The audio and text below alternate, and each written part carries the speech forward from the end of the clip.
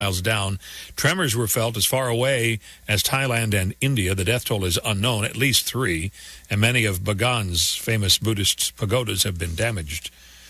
Astronomers report finding what they think may be an Earth-like planet with a year that lasts just 11 days. Lots of details now. Live to CBS's Dan Raviv. In the journal Nature, a multinational team concludes that Proxima b is the closest planet that resembles ours. Not on that team, but excited Lisa Kaltenegger, director of a space institute at Cornell University, says the new discovery is too far to get there, but radio telescopes might pick up evidence of an atmosphere in which coral or tiny plants might live. We want to know whether life can start there in the first place because it's such a harsh environment, and then wherever evolution goes, evolution goes. No thought there's intelligent life there now. Reporting live, Dan Raviv, CBS News. L.A. County deputies have a multi-state bolo for a man and woman suspected of killing a woman and leaving the state with her 3 small children. Homicide Lieutenant Joe Mendoza says they know who they are hunting. Definitely the children are at risk. We're considering them at risk, and that's why we reached out to law enforcement in all those states. They're working hand in hand with our investigators and trying to locate the children. The children are ages 2, 3, and 5. Existing home sales fell in July. Danielle Hale at the National Association of Realtors. The limited inventory and the difficulty that it's causing for affordability is the main culprit behind the sales slump this month. On Wall Street, the Dow down 27 points. NASDAQ is off 12. The Washington Monument is closed and will be until September. Elevators are being repaired. And we're told the next time it closes, it could be for 8 months to give the elevator a full overhaul. This is CBS News. You don't have to be a retail giant or government agency to be the victim of a costly data breach. If you run a website and collect customer data, your small to mid-sized business is just as likely to be targeted by hackers. The Barracuda Web Application Firewall provides cost-effective instant security against automated and targeted attacks, making this WAF a must-have for your SMB. Reclaim your network. Try a Barracuda Web App Firewall risk-free at barracuda.com/WAF. If you're familiar with cloud computing, you probably know that Amazon Web Services offers a complete set of secure compute, storage, application, and deployment services that help companies launch and scale their IT infrastructures while lowering costs. But did you know that you're still responsible for protecting your own AWS-based assets, meaning your applications and data, from advanced cyber threats? Protect your AWS with Barracuda Network's advanced firewall solutions. Visit AWS Marketplace or barracuda.com/AWS to learn more. Critics have said it had to happen. Playing Pokémon Go was going to get someone killed. Police in the southern city of Tokushima say a 39-year-old farmer, Keiji Go, has been arrested for driving into 2 pedestrians. The suspect, who was at the wheel of a light van, said he was immersed in playing the popular game Pokémon Go and failed to see the victims crossing the street. Dozens of accidents have been blamed on Pokémon Go since its release in Japan last month, but this marks the first fatality here. Lucy Kraft, CBS News, Tokyo. The United Nations Security Council meets behind closed doors today to discuss North Korea's latest missile launch. The missile was fired from a submarine, and it flew more than 300 miles toward Japan before splashing into the sea. The UN has already told North Korea not to do that sort of thing, but Pyongyang clearly has not been listening. Harley Carnes, CBS News. Welcome, everybody, to the Rad Life, the only talk radio show that takes you along with host and age explorer Rad Gantos on his continuing journey of discovery into life's challenges, opportunities, options, and all the latest and greatest things that come with getting older. The Rad Life is brought to you this week by Your Home for a Lifetime, a company dedicated to empowering you to stay safely, independently, and comfortably in your own home. And now here is your host, Rad Gantos. Hey, Paul, did you know that we have Pokémon in the lobby? Yes, I've been telling everybody about that, but I don't want to. I don't let the secret out because then everybody will rush over here. Oh, so you want to hog the Pokémon theory yourself? Is that That's it? right. You've been hanging around with your grandchild. He taught me. You don't give away secret Pokemon. But yes, our building. Your grandchild saying, "Don't give up secret Pokemon." Wow. Yeah. Yes. And we have what do they call it? A gym or something nearby? Isn't that another one where they're like? Wow, you're like really up to date on this. We got some I'm big impressed. stuff here. Fine. Ladies and gentlemen, baby boomers at their best. Playing stupid games. That's pretty funny. Yeah, no, but it was a couple months ago when I walked in. It was like, well, has it been a couple months? Maybe even sooner. When they announced that, there's this thing called Pokemon Go, right? I walk into the lobby and I'm literally accosted by a Pokemon because I had to download the app. I didn't want to be left out from, my nephews telling me all kinds of stuff and not being up to date on it, not being that cool uncle. Yeah. But yeah, I was accosted by a Pokemon, and I actually told Paul when I came up here. I said, they'll let anybody in this building now, right? And so I listened to him now. Like a month later or 6 weeks later, he's all like, "There's a gym around the corner." Well, our new engineer Ernie is really into this, and he's the one that turned me onto it. And he said he likes to sit because somehow when you come to get this Pokemon, then you can get jumped or taken or something. He waits at. I don't know what kind of app he's playing. It's a trap he plays or something down there. So that's pretty funny. So anyway, and you know what else today is? This is a big day for us here at Orange County What is Talk it? Radio. Today is National Waffle Day. National Waffle Day? I make those every Sunday. Do you? Where are We're waffles? coming over. Where are the waffles? That's why I was telling you. I expected you to. You can still call out. So we may have to have a station meeting later. But usually an advance note would be helpful. Yeah. Okay. National Waffle Day. I just learned this morning. Yeah, I mean, I know we've been hanging around for a year and a half, and I'm supposed to channel your deepest thoughts here, but no, it's not working, right? We need to communicate. National Waffle. You want waffles, you're gonna have to ask for them. So, and not to waffle anymore. Oh, look at that. That's a good say. not to waffle anymore before we introduce our guest. Okay, there's another thing happening soon this month, actually, and I cannot believe that it's been 6 years that this has been the case. And this is a pretty big deal because we say that the show is primarily senior focused or boomer focused. This aging journey. It's an aging journey, right? And one of the things that I think is interesting is I've been involved sort of in the senior industry peripheral even since 2008, and even since as recently as 2008, as a journey goes, the senior industry in Orange County has also changed. Yeah. Substantially. I think it's gotten more sophisticated. There's been more recognition of the efforts that everybody has done. And I mean, God knows, I think everybody in this room knows that, pretty much you could trip over senior agencies in Orange County. I mean, there's a lot. Because you can trip over seniors, right. And many times I do. Or you get any older, you'll just trip. I'll be the trip. Right. When I was in my 20s, I'll call Steve Carpenter for you. Since I'm the aging baby boomer in the audience here, I think I'm the only one that qualifies for the aging baby boomer moniker here. Yes, you are the poster child of baby boomers. You're just for a the wannabe. show. Yes, you just wannabe. Yes. Anyway, I have to admit that I am officially no, you a baby can't. You boomer. can't be. Yes, You're on the young end of it here. No. I'm on the old end of it. So when you said trip, I thought, boy, did trip have a different meaning when I was 20 than it does now? yes, bash hash. The hash bash. Sorry. Yeah. A trip was something different. You missed that show. We were, I did. I'm sorry. Yeah. No, I went to the University of Michigan. They used to have a hash bash all the time. In full disclosure, yes. Okay, I just would like to just let our guests know that for a year and a half that we've been doing this show, right? Okay. Almost every single episode, yes, at some point or the other, has some turning around to become a therapy session for Paul. Okay, it's all about for me to release and to let this release stuff out. And go. So we can take care of you, Paul. Can you? Okay, Yeah. that's Okay, so I'm just letting you guys know. Okay, so we usually the way we deal with it is we just give him a little room, let him run, and then we rein him back in. So watch out for that, right? Okay. He'll do it. But one of the things that actually has been really great is to watch, like I said, the industry evolve and become more sophisticated, because I think there are so many people that are trying to be of service and provide for that population that in some cases efforts have been duplicated. And I think a few years ago, especially with the economy, there was a conscious effort made to try to corral a lot of these agencies into more of a collaborative effort to share resources, to share best practices and things of that nature. And I think out of that, and I'm not sure if it's chicken or the egg, but out of that came this thing called the Heroes Senior Care Hero Awards.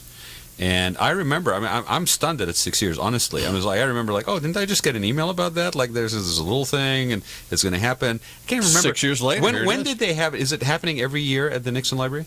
No. Actually, it's not at the Nixon Library anymore. But what was it, year 1, year 2? There was 2 years.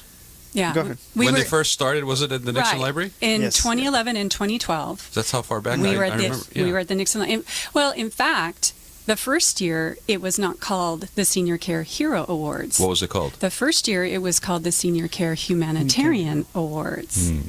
And I'd rather be a hero than a humanitarian. Yeah. I like hero. I heard that about you. There's a cape underneath. Oh, that was last year. We had the superheroes. Yes.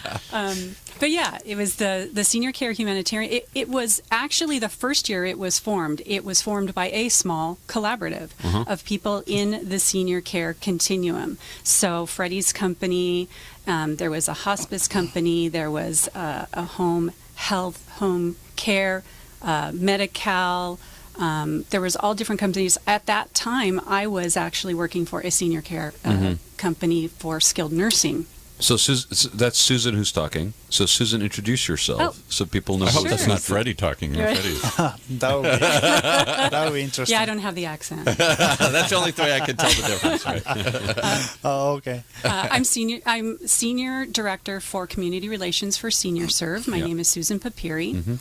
And as I said, I come from the skilled nursing field. I was a business development director for a large skilled nursing company. Okay. And what does the company do that you work for? The company that I do, Senior Serve, is the #1 provider of senior nutrition and support services for Central and North Orange County. And share some of the programs too, because I think some people may be aware of you through some of the programs that you guys offer. Yeah. Because she promised before you came here that she was going to give us some resources we would not know even exist, and that's what we've been waiting for a year and a half. We've been trying to get these. You're resources. always looking for a hand. I'm looking for something free here all the time. You're it's always all about looking me. for freebies. Feed the producer. You see that sign over the door? Waffles. Waffles. Okay.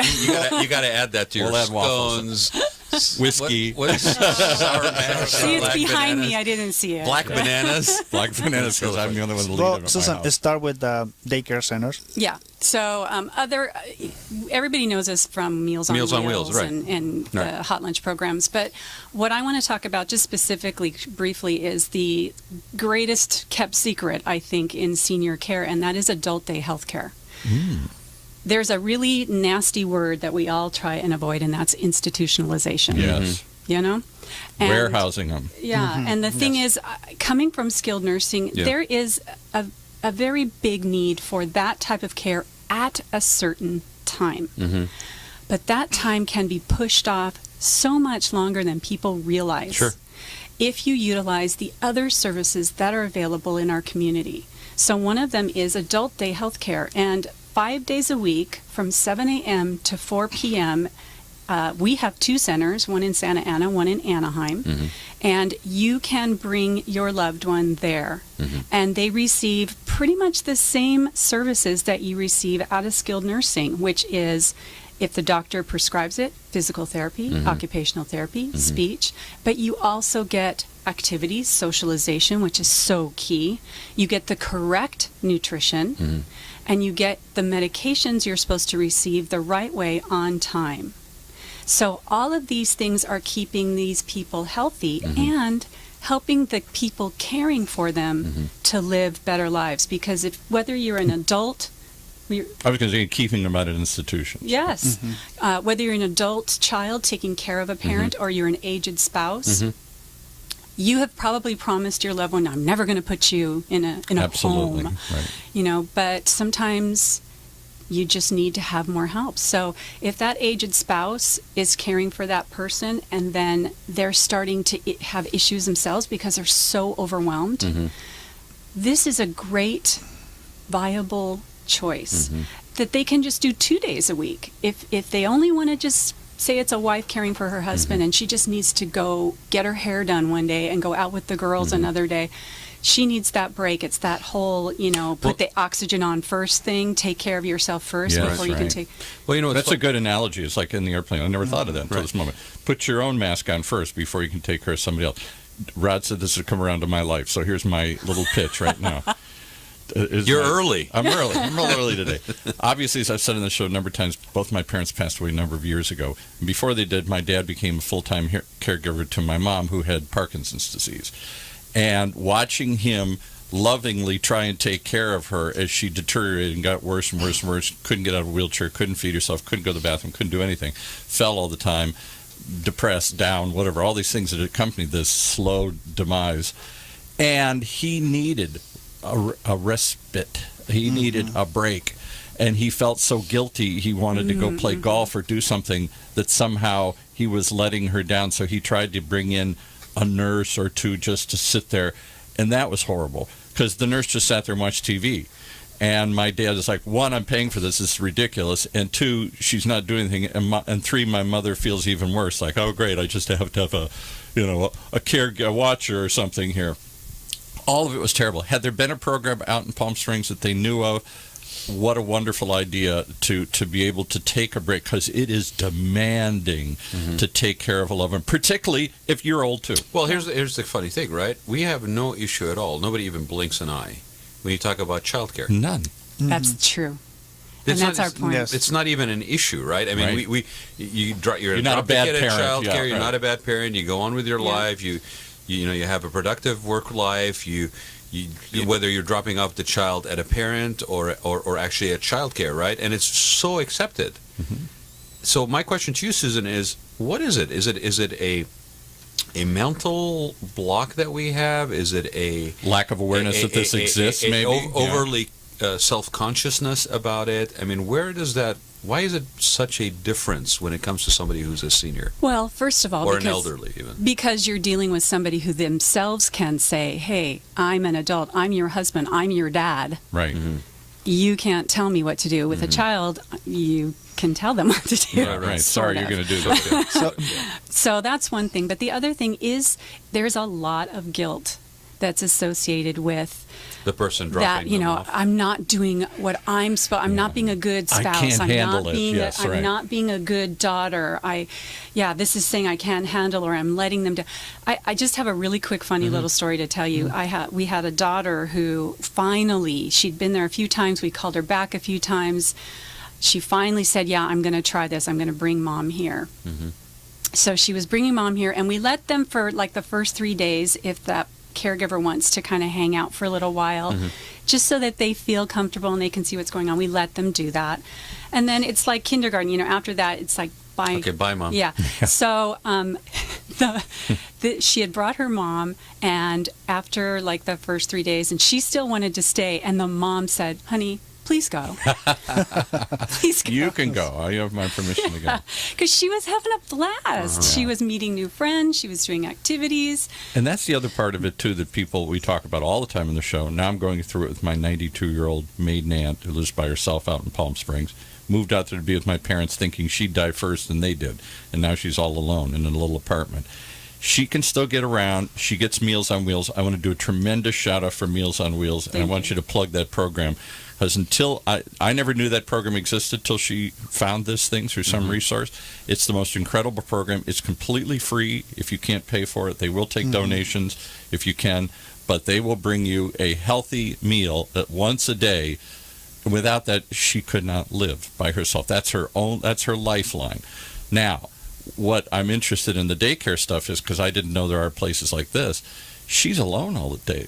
Other than that person who brings her Meals on Wheels, she doesn't drive, she doesn't leave the apartment. She has a couple neighbors take her to a doctor once a week. Other than that, she sits and watches TV all day. And actually that's the biggest problem with elderly and seniors, actually, because they're alone by themselves, and the family doesn't. Their kids live out of state. Yeah, or I live they're 2 hours busy, away. Exactly, Yeah, right. they're busy, and then they cannot come and visit them. And for those who cannot recognize that very famous accent, Freddie, introduce yourself, please. Hi, I'm Freddie Dominguez, actually. Did you notice the change in his voice? Hi, I'm Freddie. Hi, I'm Freddie Dominguez. It's not a sports show. It's not a sports show. No, Freddie Dominguez, actually. I work with Attentive Home Care. We provide caregivers for the elderly. Yeah. The company's been in business since 1999 and been with them for 5 years. He's been with them for 5 years, but it almost seems like Freddie has always been around and very involved in the senior industry. He's been on the show before several times. I don't do anything. What are you talking about? See, we were teasing him. Actually, what have you been doing? You're just slacking. You don't do anything anymore. He is probably, they say that the person is the busiest man in show business. This guy is probably the busiest man in the senior industry in Orange County. Yeah. And in part, not taking away from people who are busy, but there's not a lot of guys. Right, so that's why Freddie got into it. So I'm giving you the compliment, but it's gauged a little bit. Right, but I want to. Freddie's a player. If you didn't know. So Freddie, that's true. And interestingly enough, we have somebody who's shadowing the show today in the studio, and I'll introduce him in a minute because the topic is very relevant.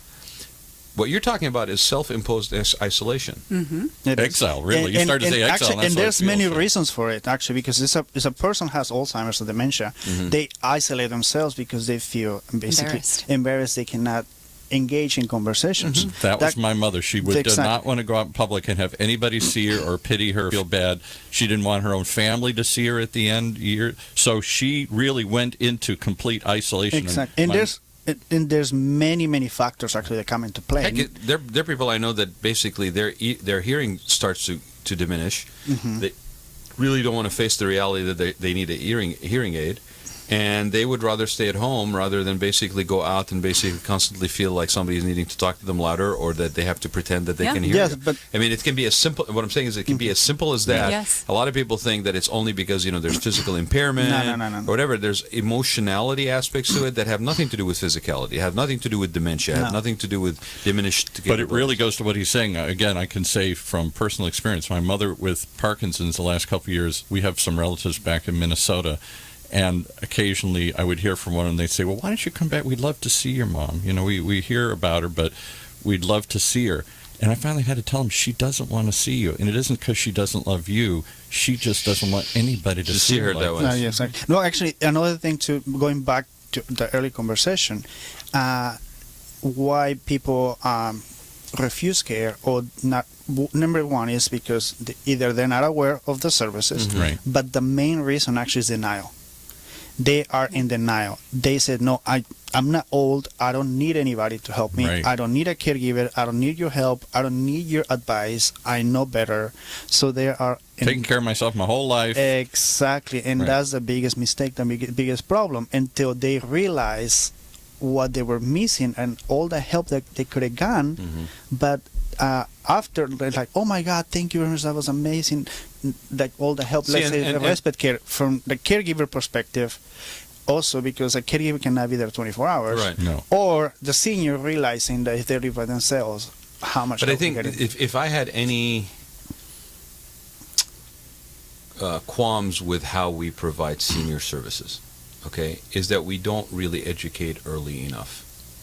Yes, and we're really trying to do that. It's a reactive versus a proactive process. You only think about it when you have to. Nobody faces it until then. And that's part of what Freddie was saying, is the fact that there is a denial, there is a pride, there is a big fear. You see somebody who's declining and you're like, oh my gosh, is that going to happen to me? What's going to happen then? So it is unfortunately a very human thing to just say, I'm not going to think about that. I'm not going to deal with that until I have to. I'll share this though, Susan. I mean, and this is just on purpose. I'm taking it out of the human equation. I'm putting it on something that's symbolically different. I'm president of San Clemente Historical Society. We have 200 buildings that are old, that are historically listed in San Clemente. An odd situation in Orange County to have that and not have it be on some heritage park with a fence around it that says, buy a ticket and go into history land, right? But here's the thing. Proactive and celebrate instead of reactive and save is a huge, it sounds very simple, right? But it's such a game changer if your approach is that. That's why I'm really thrilled about the awards, because it actually is celebrating. Right? Yes. Celebrating and engaging, and we had people here that were millennials that were basically getting involved in the senior care industry, right? So that educational process, if it starts earlier, then our options are more. Well, and the opportunities and our as well, knowledge by the way. base Right. Yeah, and the grows. knowledge base grows. You are forced, again, this is my own personal experience, at the moment that you don't want to think about any of this stuff, it hits you in your face. Your mom falls or dad falls or something terrible happens and you're forced to deal with this. All of a sudden, in the midst of this emotional trauma, where you're redefining your own relationship with your parents. Suddenly, you're the parent. I'm wiping my dad's butt. Yes. This is a big, strong guy that I always looked Dropping up to. him into elder care. Yeah, right. I mean, this is Daycare. just not. This wasn't a role reversal I was ready for, that I was thinking about and prepared for. At that moment, you have to go and suddenly figure out, where do I go? What do I do? And everything you find is confusing or expensive or both. And actually, because I work with home care, I come across that all the time. 70-80% of my clients, they have no idea. Just their parent and or their dad or Medicare mom. is going to pay for it. Oh, yeah, exactly. That's what they're expecting. They're not expecting a private. They have to pay out of pocket, and also too, they don't know what to do. They have no clue. And then the mom, they wait also to the last minute. 2 days before, 3 days before discharge, and they're like, "Oh, I need to do this, I need to do that," and they're all in chaos. You know, when we did this, when we started this show about a year and a half ago, we had no clue what we were doing, honestly, right? And we can you tell? Yes, You're still there. It may sound like we don't know what we're doing. Still so, but yeah, a year and a half later. But it was interesting because I remember when I told Paul. I said the one thing I don't want to do is have a conversation with somebody for an hour about incontinence and adult diapers, right?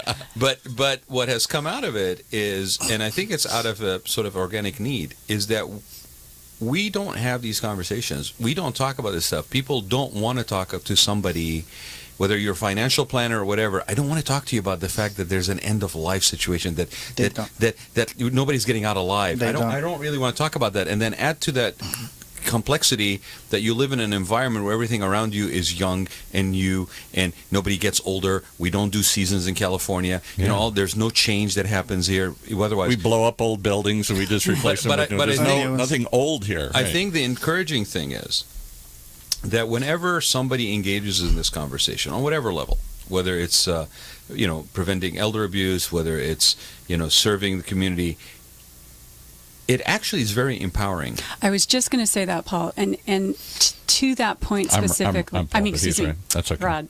To that point, do you see the look on his face when you called him Paul? It was like, wow. I did see that. Oh my God! But he was like, "You're the first one that said hi to me." So there you go. So anyway, I'm just going to leave. Right. We baby boomers stick together. We do. To that point, though, Rod. If you consider turning that whole thought process 180, and you realize that what you're doing when you deny is you are giving up all of your choices. Yes. And what Absolutely. you'll see in all of the advertising, one of our big healthcare insurance companies, I won't say the name, but they say Thrive. You'll know who I'm talking about. Wellness, choice, these are all the things that we all want to emphasize when it comes to what we are looking at now, because all of us baby boomers and behind, we are seeking education, seeking knowledge.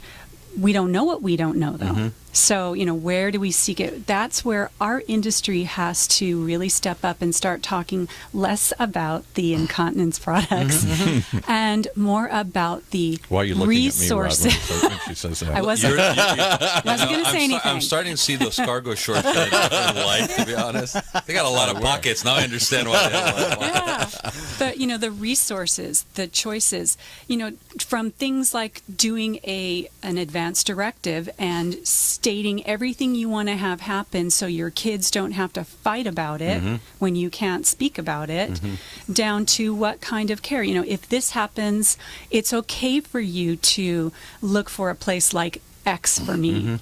Boy, that releases a lot of guilt for that child or that spouse. So these are the things that we need to talk about. These are the things we need to educate. The things that Freddie's services, when you can get somebody that can come into your home if you've got somebody who absolutely refuses to go out, and there are many who do. So you have to deal with that, but still get them the care. The things that we do. You were talking, Paul, about Meals on Wheels. Fantastic program. And It's more than a meal, because what happens, that meal doesn't just get shipped to you, it's Right. delivered to Right. you. Yes. Right, So there's a human contact. there's that a comes with- person there that is volunteer. socializing, once a day, 5 days a week. Making sure you're alive. My aunt looks forward to that gentleman who brings the meal every day. Sometimes that person is the only person that they see. Yeah. And that's Yeah. a That's big, my aunt. That's the only yes. person she'll see for days. And The even Meals more on than the Wheels. socialization, we have had drivers who have literally been the difference between life and Life death. and death with that person. Mm-hmm. Yeah, Because they're knocking, nobody's answering. They keep knocking. They might hear a voice, or they'll let our case managers know, because every person that's part of our Meals on Wheels program has a case manager. Tell us about the Meals on Wheels program just quickly. And I know we've got a lot of things Yeah, to talk and about. but just specifically, I don't think who people- administers it? How does this? Is it a federally supported program, I think? Or Partially. Yeah. But Susan, also I think, and it's worth repeating, we've had it discussed before on the show, is just how many people you guys actually help. I mean, I don't think Serve. people have any clue. Yeah. Well, for our program, for Senior Serve, we serve 900 people a day. A day in Orange County here? Orange County. Yeah. Wow. Affluent, upscale, happy, young Orange County. There's 900 people a day. This is their only lifeline that keeps them alive. Yeah. Yes. We have a hot lunch program that serves many more. So we're serving about 2,000 people, 2,000 meals a day. Wow. And Yeah. so give us some statistics, like how many meals did you guys serve last year? We Roughly. serve. So last year we served almost 1 million. Wow. 1 million meals. And there's no cost for it. You give what you can. Exactly. This is not an So how is that program funded? So we do receive some federal funding, some state funding. We even get what's called CDGB funding from certain cities and so forth. So we get different funding. But you know what? Mostly we rely upon grants, personal donors, people who just have a heart for seniors and don't want to see them eating dog food, and our main event, our fundraiser. And this is not an Hero this is not. I mean, this is one of the programs that Senior Serve does, but this is an organization that has its heritage going back. 50 years 50 next year, guys. 50 years. And actually, they not only do the Meals on Wheels, Yeah. the daycare centers, but they also have case managers that basically, and they provide also home care for seniors. Somebody to come in once every 2 weeks or once We a month. contract with Contract people with the like Freddie companies. to do that. So that way they can take care of those seniors, as well as the case management. Do you act as managers. my aunt just had somebody call her up out of the blue, and there's some pilot program that it was somehow part of Obamacare, and the idea was that somebody coordinates care between all her different physicians, because she goes to her doctor and he gives her a pill. She goes to another specialist, he gives her a pill, and they never think about, do these two really work together? Nobody ever. There's supposed to be a primary caregiver who's supposed to be that kind of gatekeeper, but it really doesn't happen. And my mother's case, she got up to like 10, 12, 15 pills. And we started saying, this is crazy. She's drugged out all day. Somebody's got to look at this and decide, is this... Exactly. That's why they need to have a case manager. And also, too, actually, the Obamacare and the healthcare industry, Medicare in general, is moving more towards avoiding readmissions. Yes. Hospitals are very, very Don't they even get proactive on it right penalized now. or something Yes, if they you get- Yeah, they do finally, they're starting to get really serious because they get penalized for every patient. Now they have basically for readmission. for readmissions. Yes, for readmissions. Now they have basically that 30-day readmissions or 90 days for a hip and knee, and eventually the readmissions actually next year and the following year it's not going to be 30 days anymore. It's going to be 90 days. So, But there's clever games around them. My aunt has fallen a number of times. She was in the hospital, and then she fell again within that 90-day period. Yep. They did not admit her into exactly. emergency. They Yes. kept her under observation That's- overnight. Exactly. And then sent her home. So then I thought, why did they do this? And because they don't get penalized. Exactly, they don't get they get technicality around of it. actually admitting there. So now the whole focus is to get the seniors and basically after surgery right away to the house. Home healths and skilled nursing facilities are going to be penalized as well. So it is a Starting in big change. 2017. Yeah, it's a big change coming up for the whole Penalized if you seniors. come back? Is that if Yes, they release you yes. and you come back? Yeah, Yes. because it's basically a performance-based. Yes. Or at least the idea is it's performance-based. If you've taken care of that person, Exactly. why are they being readmitted? Because Exactly. the old thing was, once you left the hospital, we gave you all your resources, go. Yes. Because if you come back, well, we get to charge Medicare again. They even And- care. They even care. Actually, it was from a about- financial business plan. It was beneficial Right. for them for you to come back often as Exactly. your Rotating, repeat client. Exactly. Right. And can I just share with you one of the other things that was the biggest shock to me as I started dealing with all of this? Under trauma, always. Mom's in the hospital, dad's in the hospital, my aunt's in the hospital, and suddenly they're saying they're going to leave. And I'm like, how can they leave? They can't walk. They can't do this. Well, they've medically got, I mean, on the one hand, Medicare wants to push you out of the hospital because they want to cut costs, too. They don't want you to stay in there for a long period of time. So once they sort of stabilize you and you're not going, I forgot the technical term, but you've kind of plateaued. There you go. That's what I was looking for. Once you've plateaued, they take you out, and you might not be ready to go home yet. So then they say, well, you go to a skilled nursing home, whatever you want to call it here, and then they stay there 30 days unless you get some it's extension. like transitional housing, and then they basically. So my point is this: nobody at any of these steps tells the family what to do. They give you a couple of options, and they say, it's not up to us to pick or choose or whatever. We're not going to tell you. And you say, well, what would you do if this was your mother or loved one? Oh, no, I can't address that here. Go figure it out. And you're like, go figure it out? I don't even know what I'm trying to figure out here. Sure, I deal with this every day. I mean, right. I'm an expert at this. Yeah, right. Exactly. Well, and very, very, very frustrating. From sort of the design side of things, it always was very strange to get those calls, and somebody says, "Well, we're discharging somebody in 10 days, so you need to basically retrofit their house." Yeah. For 10 days, that's a long time. In 2 days, or a week, right? And it actually kept getting shorter. But the point is this: when you're reactively doing something like this is a person that just basically suffered a major emotional, traumatic, life-changing activity, and they've had a stroke or hopefully something. they haven't been coming back over and over and over to the hospital, right? But they're now being released.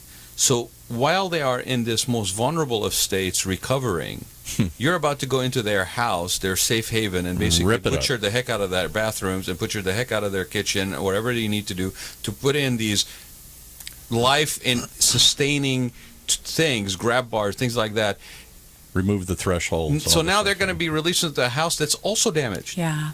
But yet it could have easily proactively been planned better had somebody actually risked having a conversation that was uncomfortable with somebody, right? And so I think it's interesting that whether it's generational, that it's the boomers, it's not the sort of the World War II generation or older. It's the younger people that maybe are a little bit more open to seeking information, having conversations like this. It could also be the way that we went through economically, where families came together out of financial necessity, and there's sort of a reconnection with generational. But let me ask you a question. That we are more receptive as a society. We're overdue to take a break. But let me ask you one question before we go to the break, and then we'll come back and finish talking about the awards and all the other things here. I wonder if the boomers are any better prepared for what's coming than our parents are. And I'll say it for this way. My parents were planners. They were World War II, Depression era. They planned their retirement. They planned everything. What they didn't plan for was to live as long as they did. Yes, that's correct. So they started running out of money and running out of... My dad thought if he could live to be 70, that would be a long time. He lived to be 92. So he wasn't prepared for that other 22 years. You better plan, Paul. Better plan. Now, I'm a baby boomer, and we're in denial. I'm the Peter Pan generation. I'm never going to get old, right? Yep. And so I don't hear anybody. We're financially unprepared. We are mentally unprepared for taking care of our parents and the role, mommy and daddy, and now I'm going to be the person providing care. And I don't hear anybody in my circle of friends ever want to talk about any of this stuff. When I started going through it, they didn't want to hear about it. Right, but there's an aspect of the baby boomer generation that you're missing, and maybe it's because you're getting older. Probably. And you're kind of giving up. Yeah, maybe, right? I mean, it's actually kind of funny. We've gotten more jaded as we've done this show, because when we first started doing the show, baby boomers are going to change the world. Everything is going to all change. And then the last couple of months, we've kind of been really down on the baby boomers. Baby boomers, they don't know any better than their parents, right? It's going to be the same. But I'll tell you something about baby boomers that, from my perspective, watching you guys, okay? As a wannabe. Is as a wannabe, okay? I mean, there's a reason why I'm a wannabe, right? If you guys had nothing to offer, I wouldn't want to be, right? So, but I will say this: you're also very innovative. Yes. And so you have been quote unquote flying by the seat of your pants for your whole lives, right? Amen. Every phase of life. Yeah. And I think what you're maybe lacking in organized planning, right? Okay, you make up for in spades with creative, out of the box, innovative approaches, because you are not limited. You don't have the restrictions of saying this is the box that I was told and I accepted. I have to play in. Yes. They're like, the heck with the box. I'm going to go make a circle over there. I'm not going to listen to my doctor. I'm going to go do research it myself. I'm not going to take what everybody says. I'm not going to accept when you say no. I think baby boomers honestly very much exemplify the old saying about, necessity is the mother of invention. Because if you really look back at a lot of the stuff that where the society had, when you're getting old, you're getting so many kids born, and then diapers and all that stuff we talk about that was a result of the boom. Right. But when you got engaged in living and society every step of the way, whether it's technology, whether whatever, we changed what it was to be a teenager. Really we changed what it was to be a hippie. We went from hippies to yuppies. We went from one extreme to the other extreme. We've redefined every stage of life. So I think you will do so here too. But I think there will be a certain benefit of the seasoning as well. That it won't be just relevant to me benefiting from it. It will be also where this is a legacy that continues. That we have shifted the narrative now on senior and aging. Before we go to the break, though, would you guys both give the websites for your for Senior Serve and stuff, Susan? For Senior Serve itself, it's just SeniorServe without the E at the end. .org. And then, Freddie, would you give yours for? Because we're baby boomers, we have to be different. We can't put an E at the end there, right? For my company, it's AttentiveHomeCare.com. Okay. Go ahead, Cranky. Take us to a break. Attentive with 3 T's. No. 10 T's. If you are like the majority of Americans, you want to continue living in a familiar environment throughout your maturing years. In fact, according to many surveys, 82% of homeowners overwhelmingly prefer to age in place, which means living in their current homes safely, independently, and comfortably, regardless of age or ability level. With over 30 years of combined experience in residential, commercial, hospitality, and destination resorts fields, Your Home for a Lifetime is a company dedicated to empowering you to maintain your quality of life and independence by helping you make your house your home for a lifetime. Do you want to reorganize or remodel your home? Do you want to add a full bathroom and possibly a bedroom on the main floor? Are you looking to make your kitchen more functional? Is an aging parent moving in, or your child is moving out, or even moving back in? Call Your Home for a Lifetime at 949-492-1872 or check them out on the web at yourhomeforalifetime.com and find out how they can help you make your house your home for a lifetime. And you gotta wait for the mics to go up. Yeah, we're back. Is the mic on? Yes. Hello. All right, we're back, and I want to take the remainder of the show and actually talk about. We touched on it a little bit. The Senior Care Hero Awards. It's the 6th year this is taking place. I understand the venue. Is it the same as last year's venue? Yes, we are at the Grove. This is our 4th year now at the Grove. At the Grove. Great venue. Grove of Anaheim.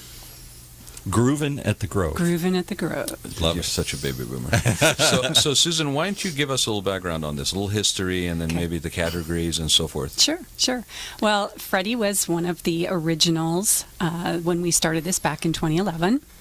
And as I was saying before, it kind of came out of a small collaborative of people that were in the continuum of care. And we chose Senior Serve at that time to be the recipient of the proceeds.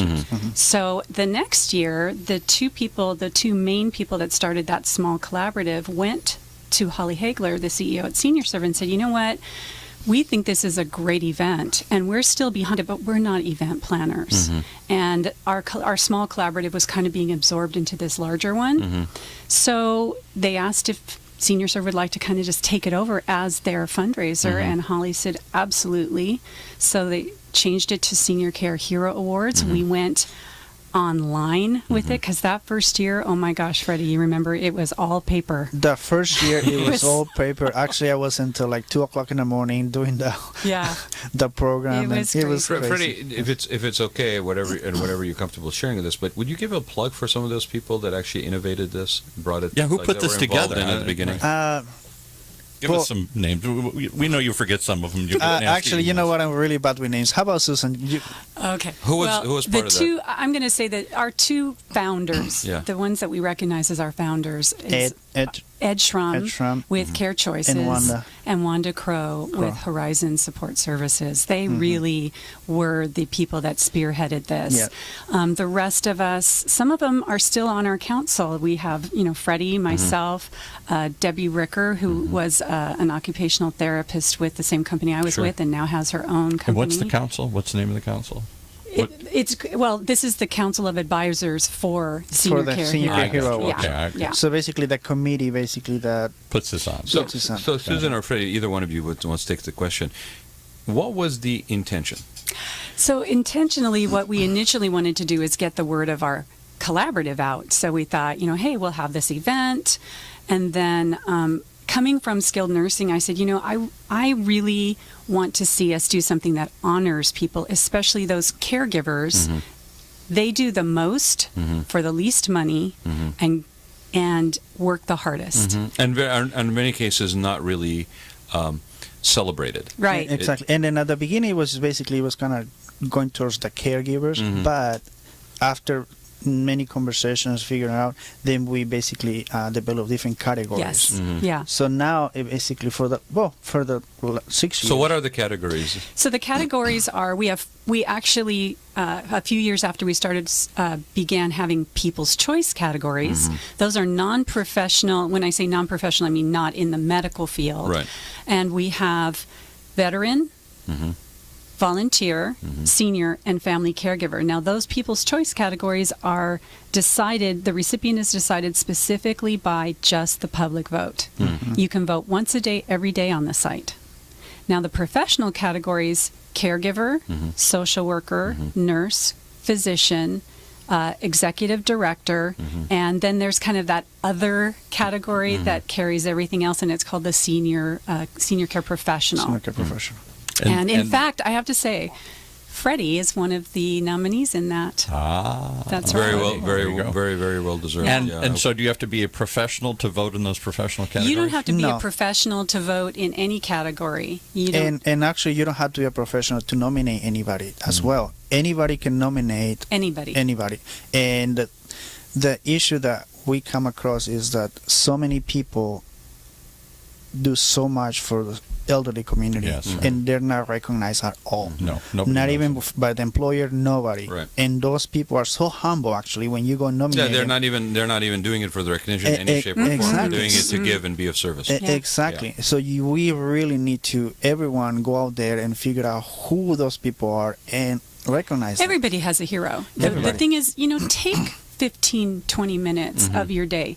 It's worth it to honor that person. You have no idea what you're doing for that person. I'm going to tell a really quick story. Sure. One of the nurses that is nominated this year, we just were at a collaborative meeting with her. She shared with the crowd, she said, I've been doing this for 15 years. She said, people don't think about the really nitty-gritty stuff that nurses do. She said, I've been on top of a gurney giving compressions to somebody's chest with blood splattering in my face. I've stuck my finger in a bullet hole. And she was just graphically saying all the things she's done. And she said, in my 15 years, I've been thanked 3 times. Wow. And she was actually, we were there, and she was so honored. Actually, I even recorded a video of her saying all of this. Let me share with you guys something. I started a foundation in San Clemente a number of years ago, and we put out a proclamation of distinction. And it was basically the language, and I can't remember it exactly, but something about, no difference than a tree that just happens to be there providing shade. It doesn't do it to be recognized. It's just something that it does, right? And it was fascinating. We gave that proclamation of distinction to a number of people. A few of them have been extremely involved in giving in the community, right? And yet, it was mind-blowing how those people had never been recognized. And like you said, they don't do it for recognition. Right. But if we do this, if we join together and all do this, we are elevating everyone in the field that are doing things above and beyond for the senior industry or as seniors. so that we can show people, senior isn't a dirty word. Well, it goes back to what we were talking about, Susan, which is that the narrative on this topic needs to be something that's celebratory versus something we avoid until we have no other choice but to face it. Right. Okay. Sure. Right. Because then it's something that's embraceable. That's something that we can be proud of. It's something that will basically, as simple as draw people to it in order to be providers or what have you. Versus, oh my God, I got no other choice but to basically be involved. Yeah, and also to Go ahead. Actually, also to by nominating those people, number one, you're recognizing those people, and by the more people you nominate, the bigger the event gets, and the bigger the Hero Awards gets, the more money we're able to raise for Meals on Wheels, Senior Serve, Absolutely. And that is the other piece. So, right. I mean, let's be also sort of very real about it, right? There is a monetized reason. Well, That's right. Because we get sponsors. Yeah. Basically, the caregiver doesn't cost anything. The person that gets nominated doesn't cost them anything. Right. We bring them to the show, all the finalists, actually. We give them 2 tickets to come and attend. Yeah. But at the end of the day, we did do this fundraiser to raise money for Senior Serve. Valuable. I think service. don't you think they need to add a category about media? I was going to suggest maybe we should do one for radio show, best radio show that highlights. All right, then you need to actually. You need to fit. You fit into that other. category. I've always been one of those others. If I had a dime for every time somebody told me that during my life. Okay, actually, but bribes don't count Don't here, work? so Okay, don't work. all So right. don't even go I'm not there. giving you my dime. I do want to say too, it literally is like the Academy Awards. Yeah. You come there and the spotlights are going. The red and carpet. The red carpet is there. There's paparazzi. There's a step and repeat background where you get your professional picture done. There's entertainment. There are little video vignettes, and there's an explanation of what Senior Serve does and what it means to the And for people. those watching the live stream, we're going to hold up the. Yeah, Susan, would you hold up your award because Hold it up to the camera. It has your name Yeah, on it. yeah. So that camera right there. And Chief carries this with her in her purse In my at purse. all times. All Let me see times. that for a second. Okay, would you get that close to the camera, Freddie? Let There you people go. look at the plaque. And I'm it sorry. is Just get it's it close a to the heavy, lens. substantial award. Okay. Yeah. So It is gold. It is gold plated. No, I expected you to have theme music when she picked up her award, Paul. So you got to work on your timing a little bit. yeah, Paul, no singing, no acting. Would you Come like to give a speech for? There they are. It actually does have her name on it. Okay. And Oh, it's- she brought her it's- own. Or I thought Yeah. this was such a. Now I get why she's been carrying it all the Of course, time. she has to brag about Oh, I thought this That's was just why. a Wear generic this around one. your neck, Paul. It's too heavy. Oh, It I want to actually- thank it the actually- Academy for. Do you mind? It's Senior Serve Superhero. Very nice. It came with a cape or no? I don't wear it anymore. Oh, I just like keep it that. in the closet. 2012 Senior Care Hero Awards. That's wonderful, Susan. Yeah. Thank you for bringing That's that. and great. sharing That really is. That Yeah. was before I worked. I work for In fact, they asked me if I wanted to come on board Right. after this. Right. As an employee, of course, I would not ever Of course. have gotten or Right. accepted that. That's when I was still doing this as a volunteer. Right. I want everybody to know. So, but as far as the awards go, I tell everybody this. You come to that, you've got the people that are nominated, their pictures go up, then the recipient of the professional categories are announced that night. They don't know who is going to be winning or receiving that award. And as they're walking up, we're reading the story that got them that award. Oh. So when you leave, pretty you are amazing. changed. Yeah. You are literally So many amazing stories. so thankful. If you're in that industry, it's like, man, that's why I'm in this industry. And it must be a motivator for those who say, why am I doing this? It's so Yes. frustrated. I'm not getting paid a bunch of money. Nobody cares. I Nobody hear watches. that all the time. And then it's Yes. like, wow, somebody cared. Yeah. Exactly. So the webpage. event is actually on Saturday, October 15th. Yes. 2016. Nominations are open through August 31st, 2016. I'm not going to plug myself. and people who know me know that I'm not kidding. Sponsorship available at seniorcareheroawards.org. And again, you should check out the website. Go nominate people that you think have not, deserve to be recognized. In Somebody this. that you came across over the past year who helped your loved one in a situation where they were vulnerable. Well, and celebrate our champion heroes. It says someone you know, a doctor, caregiver, or neighbor, is making a difference in the lives of seniors. Honor them at the 6th annual gala. And the only thing that I don't see on here, what you mentioned, is that it actually takes place at the Grove. It does. And actually, basically just go nominate as many people as you can. Yeah, go online. And then buy tickets. SeniorCareHeroAwards.org. Then buy tickets and support it and go do that, because the money all goes for a wonderful cause, Meals on Wheels and adult daycare and other things like that. If you have any questions, also you can also go to the website or contact Susan or myself. And the website is? www.seniorcareheroawards.org. Hero singular, awards.org. Yeah. Yes. And how can people reach you guys, other than that? If they have any questions, or you can reach me at 714-229-5284. That's my direct line at Senior Serve. And Freddie? And you can reach me at 562-489-6550. And Paul wrote down the number. I think he's going to be calling you anyway. I'm hoping for because he's going to nominate you. I think no. I'm going to nominate Rod. No, don't. But that's really very cool, and I appreciate you coming and sharing. Thank you for having us. It's been really great. You guys are welcome anytime. And come back after the award. Tell us who won. Yeah, I encourage everybody to basically check this thing out. It's pretty amazing, and it's just growing. So if you're not aware of this, you really should be aware of it. If you have any questions for Susan or Freddie, the information, they've just given it. If you're listening to this podcast, or you can always reach me at Raad, Gantos, Gantos, @gmail.com. Or you can call me on my cell, 949-212-8299, or reach us at the octalkradio.net website. We will be more than happy to connect you guys with whoever is our guest on the show, and especially these two amazing people. So, Paul, anything else from you before we call it a day? That's it. Got to do it. Thanks for coming, and we'll have to show up and see if we can capture some footage there. That'd be great. That would be great. All right. Thanks, guys. Thank you. Thank you.